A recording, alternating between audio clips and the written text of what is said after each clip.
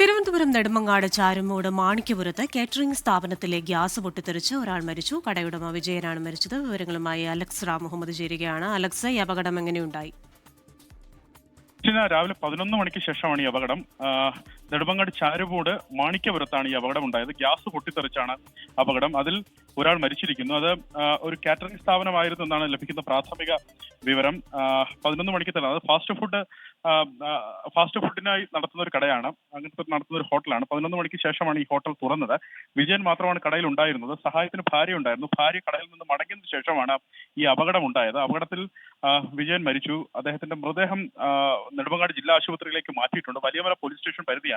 Valiyamala police സ്ഥലത്തെത്തി തുടർ നടപടികൾ ആരംഭിച്ചിട്ടുണ്ട്. അതുപോലെ ഫയർഫോഴ്സ് അടക്കമുള്ള സംഘവും സ്ഥലത്തെത്തിയിട്ടുണ്ട്. കൃഷ്ണ, അലക്സ് റാം മുഹമ്മദാണ് തിരുവനന്തപുരത്ത് നിന്ന് വിവരങ്ങൾ നൽകിയത്. ലോകത്തെവിടെയായാലും ഏത് സമയത്തും 24 വാർത്തകളും ഓഗ്മെന്റഡ് റിയാലിറ്റി പാക്കേജുകളും എക്സ്പ്ലെയിനറുകളും വിശദമായി കാണാൻ ഞങ്ങളുടെ യൂട്യൂബ് ചാനൽ നിങ്ങൾക്ക് സബ്സ്ക്രൈബ് ചെയ്യാം.